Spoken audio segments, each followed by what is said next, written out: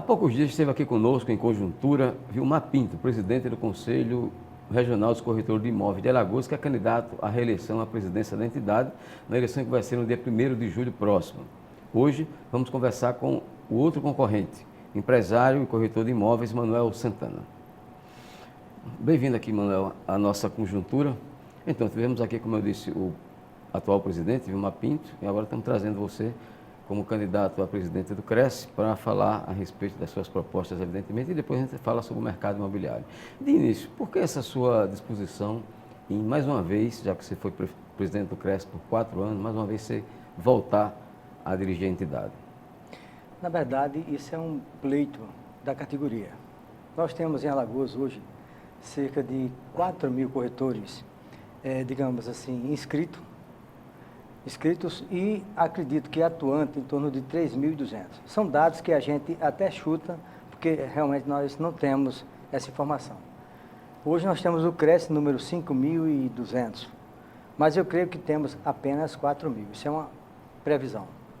Acontece que a categoria, ela vem buscando uma necessidade de um apoio melhor da instituição CRES, que é uma autarquia federal, normatizada por uma lei própria, e que efetivamente, mesmo ela tendo apenas uma postura normatizadora e fiscalizadora, necessariamente em razão de uma anuidade que a gente considera alta, hoje a anuidade do corretor de imóveis é em torno de R$500, precisa que o conselho em si leve algumas benesses para a categoria.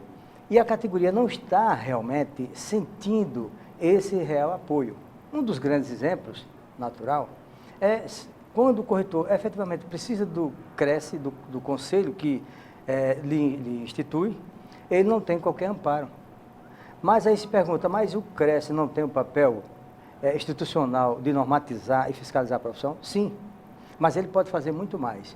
Como é o caso de prestar um serviço à sociedade alagoana, criando ali um CRESCOM, tem digamos, um aparelhamento institucional de viabilizar o recebimento dos honorários do corretor quando ele não consegue receber de forma amistosa do seu cliente.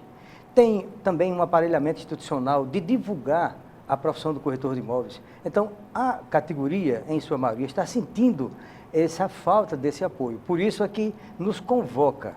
Eu estou indo mais por uma vontade, graças a Deus, da própria categoria para assumir esse pleito que é muito interessante para o profissional das transações imobiliárias. Manuel, essa questão de honorários, é comum as empresas dificultarem o pagamento de honorários ao corretor? Não, na verdade nós temos tido um entendimento e sabe que as empresas imobiliárias, elas têm cumprido muito bem o seu papel.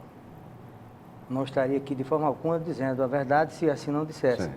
Agora, muitas vezes até tem clientes desinformados que entendem que a comissão, o comissionamento do corretor na ordem de 5%, ele acha muito alto.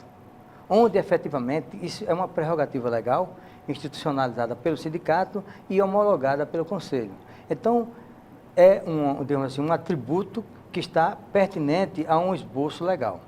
E, às vezes, o cliente, achando que esse valor é alto, ele não paga.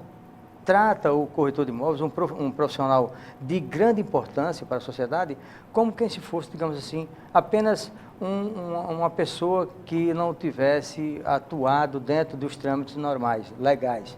E por isso, o corretor às vezes não tem para quem correr. E vindo ao CRES hoje, ele tem uma resposta do CRES simplesmente, olha, o nosso papel não é esse. Está errado. O papel do CRES é também um papel de intermediar e viabilizar a vida do corretor de imóveis. Por isso que, digamos, a maioria dos corretores de imóveis está sentindo essa necessidade de um presidente que entenda que é aquela casa de propriedade de todos os corretores de imóveis, e não apenas de meia dúzia. Então, a gente estando lá, isso a gente não está dizendo que vai fazer nesse momento. A gente já fez em outrora. Quando, por exemplo, nós firmamos um convênio com a OAB, onde o corretor de imóveis ele tinha diariamente um advogado à sua disposição. Nós firmamos um convênio com a OAB, onde o corretor tinha o clube da OAB como quem se o seu clube fosse. Às sextas-feiras ia se desfrutar, dançando nos bares. Sábado e domingo, seus filhos iriam para lá para brincar, para se divertir. Então, o corretor está sentindo essa falta. Então, é importante que você traga de volta, digamos assim, uma administração voltada para a categoria, para efetivamente prestar um serviço e ser solidário com aquela comunidade de corretores de imóveis. Se você pudesse resumir suas propostas numa só, qual seria a mais importante? Olha, até você colocou, realmente, você sintetizar, digamos, as propostas numa só, é um pouco difícil, mas eu vou dizer, o que a gente quer é o Cresce para todos, inclusive para o próprio presidente. Hoje, você não entra ou Cresce se você não fizer parte daquele grupo. E ao entrar, você normalmente não é tratado como deveria ser. Estou colocando com toda tranquilidade. O Cresce é para todos. Então, a minha proposta é exatamente isso. Abrir as portas do Conselho para prestar um serviço até de solidariedade com uma profissão de alta importância. Nós trabalhamos outrora enaltecendo o profissionalismo ético. Nós trabalhamos outrora mostrando à sociedade a importância de você ter um corretor de imóveis que faz uma operação tão importante quanto a do médico. Eu sempre comparo.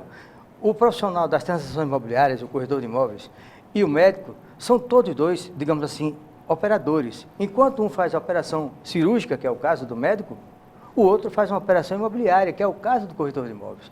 Você entrega a sua vida, o seu corpo, a um médico. Você entrega a sua vida patrimonial a um corretor de imóveis. Então, é importante você discernir e entender que essa profissão ela está deixada em segundo plano. Aí, onde vem uma questão muito interessante. Lembro-me muito bem que nós, quando começamos no Cresce, pela primeira vez, no ano de 2002, encontramos um conselho, efetivamente, com a sua sede penhorada à Justiça do Trabalho. E está lá, nós temos uns autos no processo na Justiça do Trabalho em Alagoas, mostrando que nós resgatamos essa dívida e trouxemos de volta a sede para o patrimônio do Cresce. Lembro-me muito bem que nós tínhamos uma média de 500 processos e a maioria processos de perseguição ao corretor. Fizemos um mutirão com o próprio corretor de imóveis e nós fizemos todo o saneamento dos processos. Lembro-me muito bem que nós começamos a criar ali, por exemplo, digamos, departamentos. O corretor participava diretamente de determinadas comissões no sentido de mostrar à sociedade a nossa organização. Então é muito fácil você ir subindo esses degraus. Uma coisa, exercício legal da profissão. Isso acontece muito com o corretor de imóveis? Acontece, infelizmente, ainda nos dias de hoje. Mas eu devo dizer o seguinte, que nós firmamos parcerias, ainda agora de tarde, eu estava conversando com o doutor Antônio Carlos Lessa, onde ele lembrava, Manuel Santana, quem primeiro firmou um convênio com a Polícia Civil foi você. Por quê? Porque nós juntávamos com a Polícia Civil, o Ministério Público Estadual, a Prefeitura e o próprio Cresce, fazíamos um trabalho em conjunto no sentido de combater o exercício legal da profissão, que acontecia muito naquela época, o loteamento clandestino, onde as pessoas, digamos assim, partilhavam determinadas áreas e vendiam a qualquer preço, e consequentemente sem um documento legal, como prevê a própria lei que regulamenta a divisão do solo. Então, tudo isso a gente fez exatamente para atender a previsão legal e também a sociedade, para dar mais credibilidade ao corretor de imóveis perante a sociedade. Com relação à questão de capacitação, qual é a sua proposta nessa área? Minha proposta, aliás, eu até digo o seguinte, é bom dizer que me preocupei, entrei no ano 2002, fiquei 2 anos, e um ano nós tivemos intervenção. Seguidamente, nós fomos para a reeleição, fomos reeleitos, e ali eu fiquei mais ou menos 2 anos, porque eu me afastei com o objetivo de concorrer a um pleito político partidário.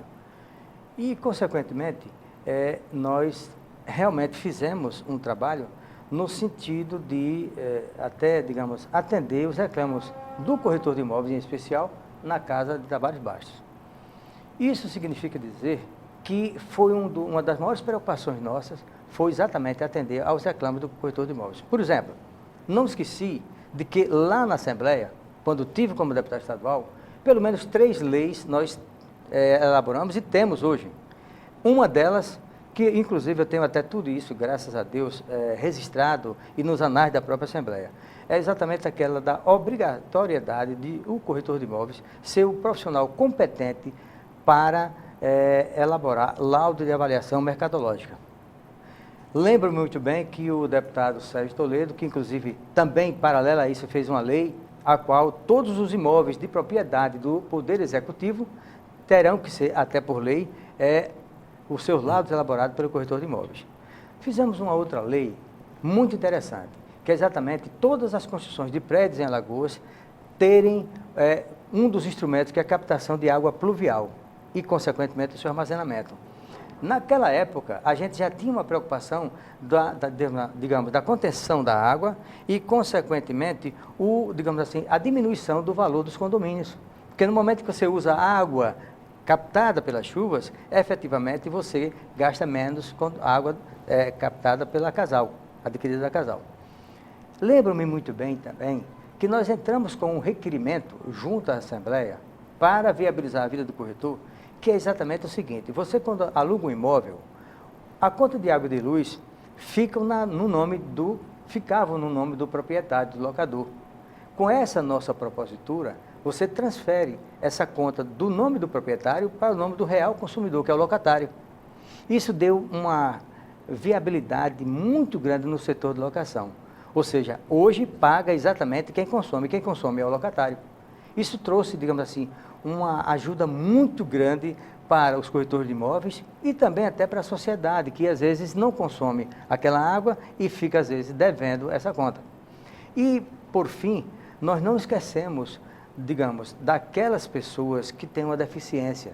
Tanto assim é que nós apresentamos um projeto no sentido de você ter uma quantidade de imóveis direcionado aos deficientes. Entendeu? E com, digamos, todo o financiamento com subsídio previsto por lei e com financiamento também através da Caixa Econômica Federal. Vamos ao intervalo. A gente volta daqui a pouco a conversar com o empresário Manuel Santana, que é um dos candidatos à presidência do CRECE, o Conselho Regional de Corretores de Imóveis de Alagoas.